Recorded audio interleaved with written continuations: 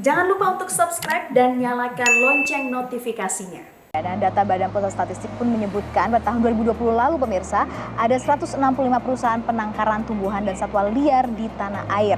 Namun hanya 130 perusahaan yang tercatat aktif. Ya, 39 perusahaan di Pulau Jawa, 24 di Kalimantan, 19 di Bali dan Nusa Tenggara, dan 11 ini di Pulau Sumatera.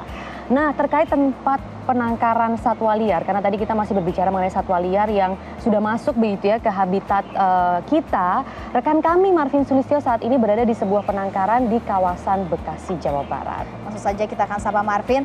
Selamat pagi Marvin. Marvin, sedang apa Anda di sana dan seperti apa penangkaran satwa di tempat Anda berada pagi hari ini, Marvin?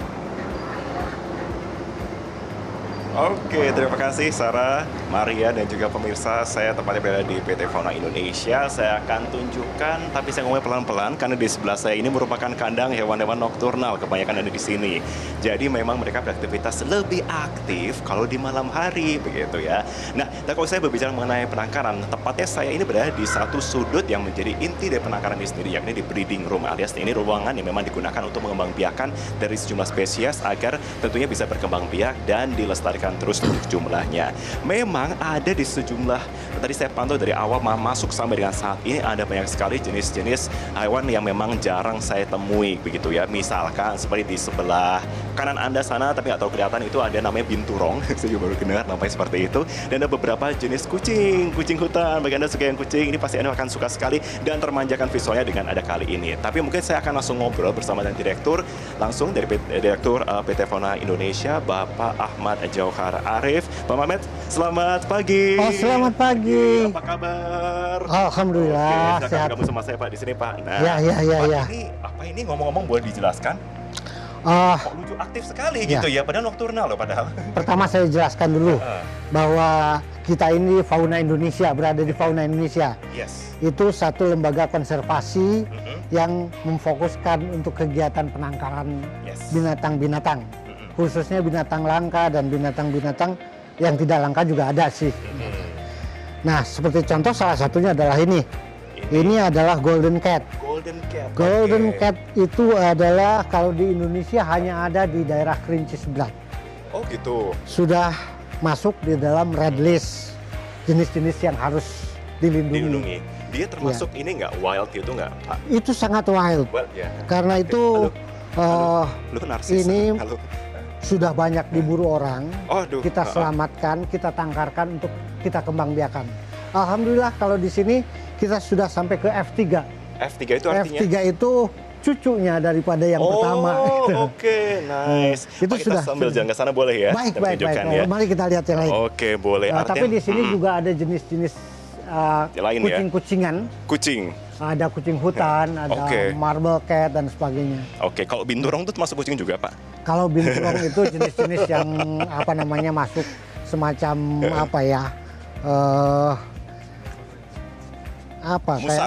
musang, sejenis musang-musangan gitulah. Pak, sebenarnya kalau kita bicara mengenai penangkaran ya, esensi dari penangkaran itu adalah mengembangbiakan seperti itu ya. Nah, biasanya itu fauna-fauna ini tuh memang apakah kemudian memang aktif dari teman-teman Fauna Indonesia itu untuk menjemput begitu atau memang berdasarkan laporan dari warga sebenarnya? Kita kan lembaga konservasi yang istilahnya bergerak di penangkaran ya. Ada memang beberapa jenis yang kita sumbangan atau hibah dari beberapa tempat yang memang sulit untuk memeliharanya. Terpaksa kita datang ke sini, kita pelihara. Kemudian ada juga kita datangkan tukar-menukar. Tukar-menukar. Karena di kita tidak hanya jenis-jenis dalam negeri saja, kita juga ada yang datangkan dari luar negeri. Tapi tetap konteksnya adalah jenis binatang liar. Binatang liar. Itu. Karena kesulitannya memang dalam penangkaran itu salah satunya adalah indukan ya. Indukan. Nah, kita harus datangkan indukan, tapi alhamdulillah dari beberapa, bahkan ada yang dari masyarakat langsung menyerahkan ke kita. Langsung menyerahkan? Langsung menyerahkan ke kita. Kalau di sebelah sini ini apa ini Pak? Saya melihat ada kura-kura. Ini ada kura-kura emis, ini juga didapat dari rescue juga? Didapat iya. Didapat dari tempat penyelamatan satwa, kemudian dikirimkan ke sini. Kita pelihara, kita tangkarkan. Mudah-mudahan ini bisa beranak pinak bagus juga. Kok teman-teman dari Fauna Indonesia sudah dari tahun berapa sih Pak sebenarnya? Fauna Indonesia itu sebenarnya sudah lama. Yang pertama kita ada di kira-kira 3 km dari sini. Tempat penangkaran yang satu, tapi di sini sudah hampir 8 tahunan lah. 8 tahun ya. Tahunan. Dan dibagi menjadi 2 ya. Kalau sisi sebelah sini memang lebih fokusnya kepada saya lihat tadi ada beruang, ada harimau gitu. Di sini kita coba kembangkan mamalia yang fokus. Walaupun di sini ada beberapa jenis reptil ya. Mamalia yang banyak.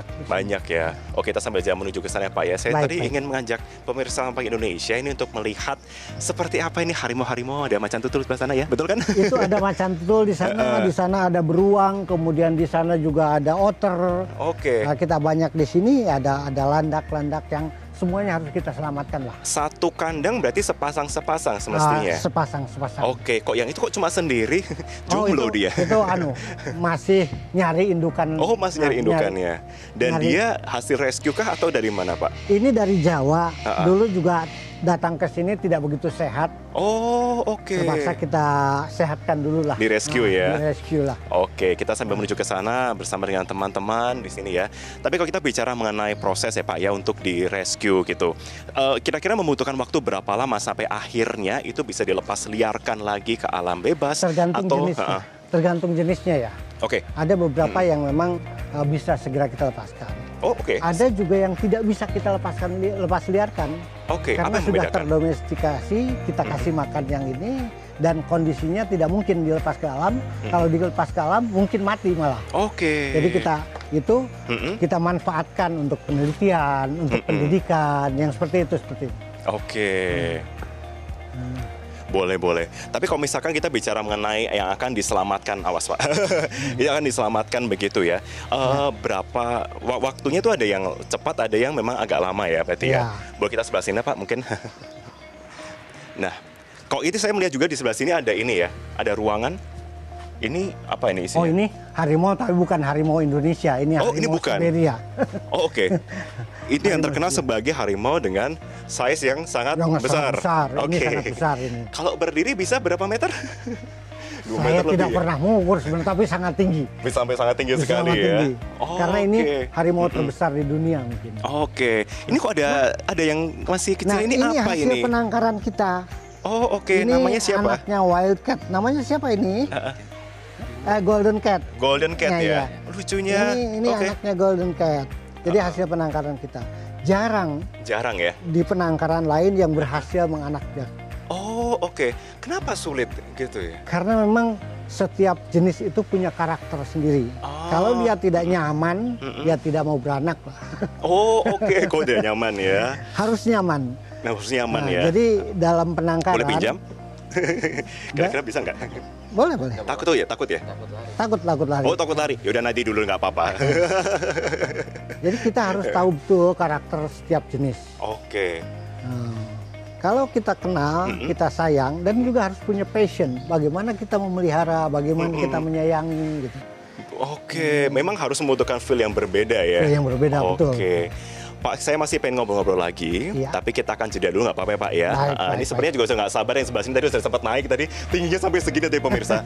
Lah, kalau begitu saya akan jeda terlebih dahulu. Usai jeda headline pukul 10 saya akan kembali bersama dengan teman yang ada di sini. Nah, di sebelah sini pemirsa, tetaplah bersama kami sama Pagi Indonesia.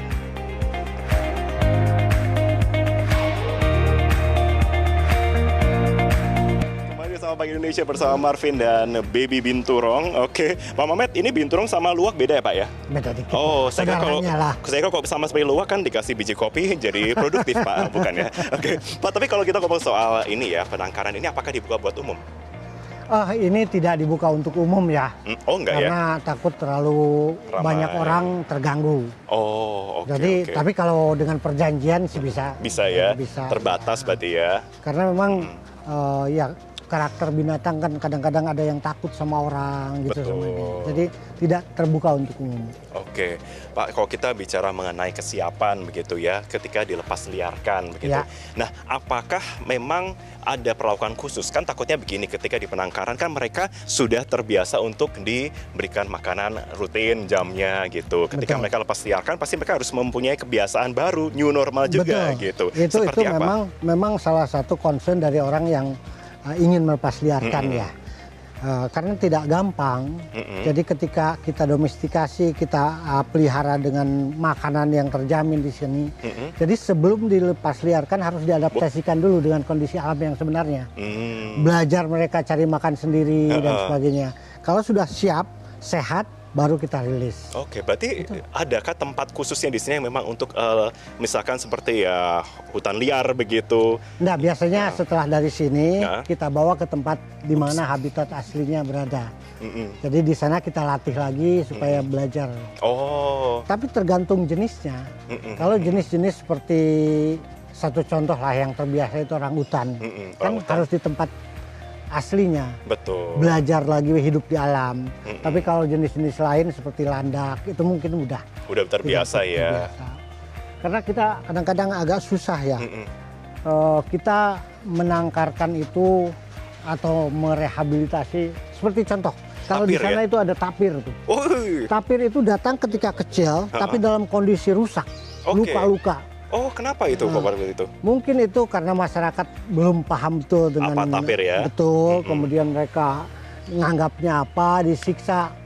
Jadi dalam keadaan dying dibawa ke sini. Oh, oke. Berapa bulan berarti akhirnya sampai bisa seperti sekarang ini berarti? Kira-kira ini sudah umur hampir 8 bulanan lah. 8 bulanan kita udah sehat lagi. Tapi tetap saja ini belum bisa dilepas liarkan ke alam. Ini harus nanti kita carikan jantannya untuk akhirnya bisa itu ya. Dikembangbiakan lah. Gitu. Oke, adakah persyaratan khusus ketika hewan tersebut ingin dibantu tuh diselamatkan, direscue untuk dikembangbiakan di sini, Pak? Secara umum tidak ada persyaratan khusus. Nggak ada ya. Kami welcome saja, kita bisa konsultasi dulu dengan kami. Apakah itu mungkin untuk kita kembangbiakan di sini, apakah mungkin untuk kita selamatkan di sini. Oke. Ya. Pesan untuk masyarakat Pak terakhir. Kita kan melihat saat ini memang masih banyak ya ternyata satwa liar yang masih tersebar di hutan-hutan di Indonesia. Banyak masyarakat yang belum well educated, belum teredukasi mengenai itu adalah hewan yang patut untuk diselamatkan, dilindungi. Bagaimana jika kemudian Bapak memberi pesan kepada masyarakat agar sama-sama yuk kita jaga fauna kita. Fauna kita itu kaya dan kita perlu untuk menjaganya. Yang pertama adalah kenalilah binatang itu. Dan kita harus yakin betul bahwa setiap makhluk ciptaan Tuhan itu ada manfaatnya. Oke. Kalau kita tidak tahu manfaatnya, biasanya kita menyepelekan dan ya akhirnya hewan itu tidak terjaga dengan baik. Tidak bisa survive, betul. Yang sialnya kan begini, ketika kita belum tahu kemanfaatannya, udah hilang duluan, udah musnah duluan. Itu dia. Itu celaka. Karena itu kenalilah binatang, belajarlah menikmati, mencintai binatang. Karena dengan pengetahuan yang kita punyai, insya Allah kita ada kecintaan. Oke. Dan pastinya ketika menemukan ada fauna memang liar begitu yang memang kita temui, memang wajib untuk melaporkan kepada pihak terkait. Betul, untuk dibantu rescue. Terutama untuk jenis-jenis yang udah terancam punah. Terancam juga ya. Kita jaga bersama kita pokoknya. Kita jaga bersama lah. Betul. Saya pikir kita berjaga bersama, cintai binatang, dengan cara itu kita menyelamatkan fauna kita ya. Fauna kita. Baik, terima kasih Pak Met sudah bergabung bersama kami. Sama-sama. Dan juga ini terima kasih sudah numpang nemplok di atas saya ini kebetulan. Namanya siapa ini ngomong-ngomong? Namanya apa? Udah punya nama itu ya? Masih bayi. Masih bayi ya udah namanya Marvin aja deh kalau gitu nggak apa-apa. Sama yang itu di belakang, ya itu yang ngintip-ngintip. Nah itu namanya siapa? Itu Bagor itu. Bagor. Yang satunya lagi? Istrinya Bagor lah. Mrs. Bagor dan Mrs. Bagor. Oke. Dari Fauna Indonesia kembali ke studio bersama rekan Maria dan juga Sarah.